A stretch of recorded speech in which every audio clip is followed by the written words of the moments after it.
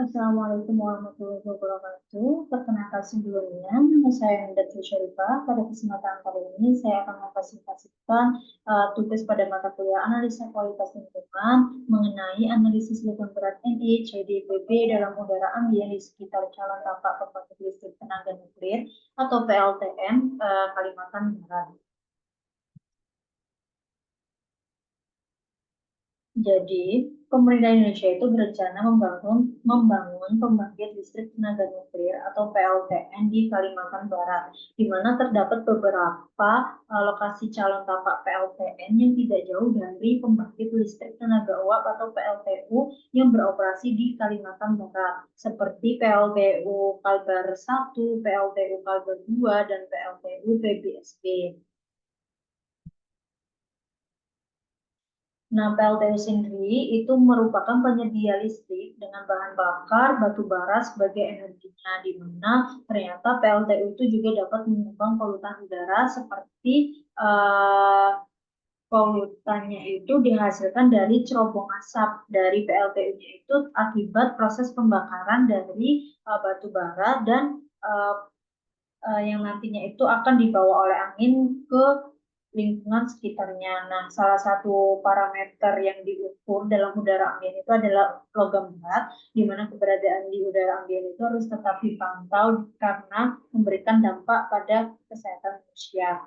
Nah, ini ada efek paparan dari logam berat, logam berat itu bersifat karsinogen atau bahaya, kemudian menyebabkan toksisitas pada hati, kulit, jantung, dan mengganggu reproduksi manusia, kemudian dapat menyebabkan intoxikasi. Nah, itu sendiri ketika kita terpapar dengan MI itu menyebabkan kanker, gangguan reproduksi, penghambat pertumbuhan, dan mengganggu syaraf.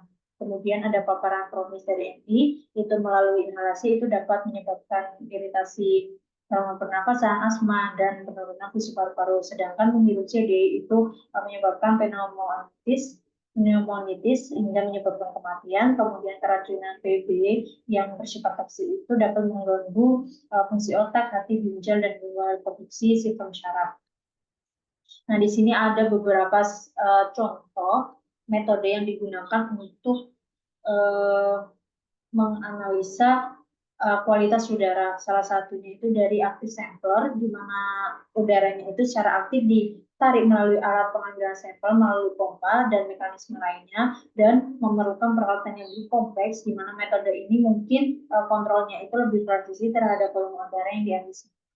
Nah, ini salah satu contohnya itu dari HPAS atau High Volume Air Sample. Kemudian kalau passive sampler itu metodenya itu sederhana dan murah. Nah, mengukurnya itu menggunakan sistem penyerapan gas secara difusi melalui media yang dipaparkan, di mana tanpa memerlukan pipa penghisap dan memanfaatkan sifat fisis gas yang berdifusi dari konsentrasi tinggi ke konsentrasi rendah. Nah, ini ada perbandingan metode dari active sample dan passive sample, masing-masing memiliki kelebihan dan kekurangannya masing-masing. Kemudian di sini ada HPAS atau High Volume Air Sample. Jadi pada penelitian kali ini itu menggunakan metode active sampler dari HPAS. Nah, prinsip kerjanya itu menghisap udara ambien dengan pompa vakum yang dilayarkan pada sebuah filter selama 24 jam dengan kecepatan aliran 1,1 sampai 1,7 meter kubik per menit. Kemudian nanti banyaknya partikel yang terakumulasi pada filter itu dapat diketahui dengan cara menganalisis secara gravimetri. Nah, ini bagiannya itu ada shelter atau penutupnya, kemudian ada filter yang tepat meletakkan filter atau kertas harinya, kemudian ini chainnya adalah pompa vakum dan penyangga via filter ini untuk menyangga. Kemudian ini ada bagian-bagian alat HPAS, jadi ini shelter box-nya, ini penampakan luarnya, ini untuk melindungi komponen-komponen di dalamnya. Kemudian yang stainless steel filter, ini untuk meletakkan kertas haring yang akan digunakan untuk analisa kualitas udara. Kemudian blower motor assembly ini untuk pompanya, kemudian ini untuk menyuplai daya secara otomatis pada alat, kemudian ini untuk perekam sekaligus mencatat sinyal dan sensor. Nah, ini 24 hour chart stakeholder itu untuk mencatat sensor-sensor, kemudian ini ada filter output gasket, ini menampilkan kebocoran aliran massa udara pada filter, kemudian ini ada kotak amplop ini untuk menyimpan filter udara, dan lid box ini untuk melindungi aktif sampel dari hujan ataupun angin dan lainnya. Kemudian pada penelitian ini menggunakan AS spektrofotometer atau Atomic Absorption Unit Spektrofotometer. Jadi metode analisa kuantitatif unsur yang didasarkan pada penyerapan cahaya oleh atom logam dalam keadaan bebas pada panjang gelombang tersebut. Kelebihannya itu simpel, sumber radiasinya itu intensitasnya tinggi, akurasi optimal, dan dapat mengukur beberapa unsur dalam larutan yang sama. Di mana biasanya kalau pengukuran menggunakan AS itu sampelnya itu didestruksi dulu menggunakan exam itu untuk mendestruksi komponen-komponen lain yang tidak dibutuhkan atau tidak diukur pada penentuan konsentrasi logam berat di AAS. Itu bisa menggunakan HNO3. Setelah itu ini ada tujuan penelitiannya itu untuk mengetahui kandungan logam berat non esensial seperti Ni, C, D, Pb dalam udara ambien di sekitar calon tapak PLTN Kalimantan Barat, dan kemudian yang kedua itu dibandingkan hasilnya itu dibandingkan dengan baku mutu PPRI nomor 22 tahun 2021 dan WHO tahun 2000. Nah, ini untuk metode penelitian, jadi tempatnya dan waktu sampling, waktunya itu 12 sampai 18 Maret 2020, itu selama 24 jam proses samplingnya, kemudian tempatnya itu di 13 lokasi di sekitar calon tapak PLTN Bengkayang, Kalimantan Barat, dan ini adalah peta dari tempat sampling. Kemudian ini ada detail koordinat bintang utara dan barat. Kemudian ini juga ada detail lokasi dari titik sampling 1 hingga 13.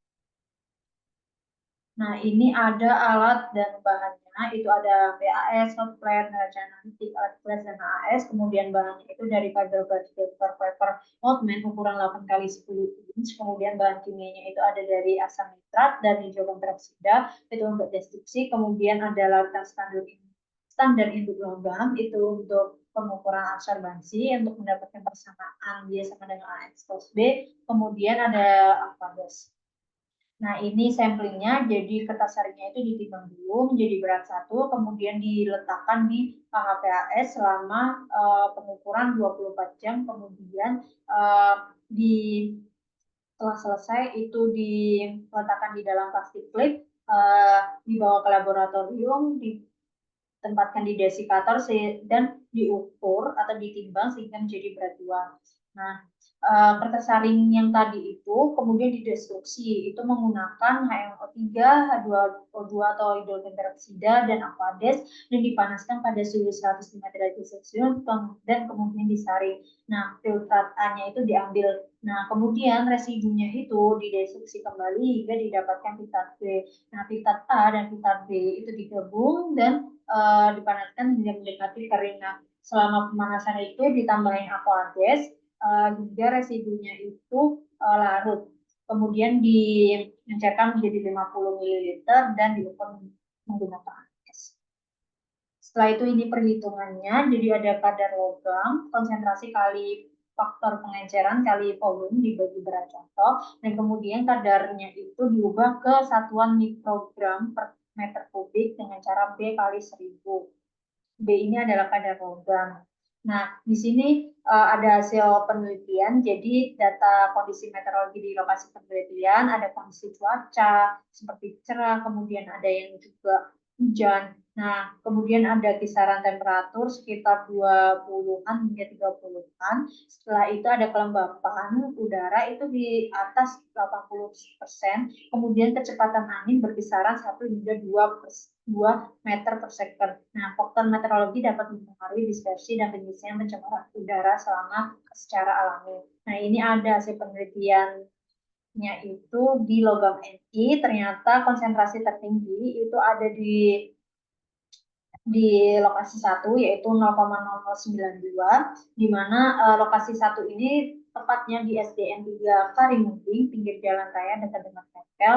Nah, sumber Ni ini di diduga dari asap hasil pembakaran bahan bakar kendaraan di udara ambien, dan mengingat lokasi ini itu berada di pinggir jalan raya. Kemudian ada kadmium, jadi ini konsentrasinya itu terukur LOD sampai 0,092 mikrogram per meter kubik. Jadi ada beberapa titik yang memang tidak terdeteksi, yang ini berarti udara tersebut bebas dari paparan kadmium, di mana konsentrasi tertinggi kadmium itu juga ada di titik satu. Nah, sumbernya itu bisa dari bahan bakar dan minyak pelumas kendaraan bermotor, kegiatan pengelasan pada bengkel di sekitar samping satu. Kemudian ini ada pengukuran timbal, jadi konsentrasinya itu berkisar 0,02 hingga 0,068 mikrogram per kubik, dan konsentrasi tertinggi itu tetap berada di titik satu, di mana keberadaan PLTU itu juga, yang beroperasi di sekitar titik sampling itu juga dapat mempengaruhi kandungan PB di sekitarnya, di mana logam timbal atau PB itu dari pembakaran batu bara, leburan besi dan baja, limbah baterai, dan limbah aktif. Nah, ini adalah rangkuman dari semua konsentrasi titik 1 hingga 3.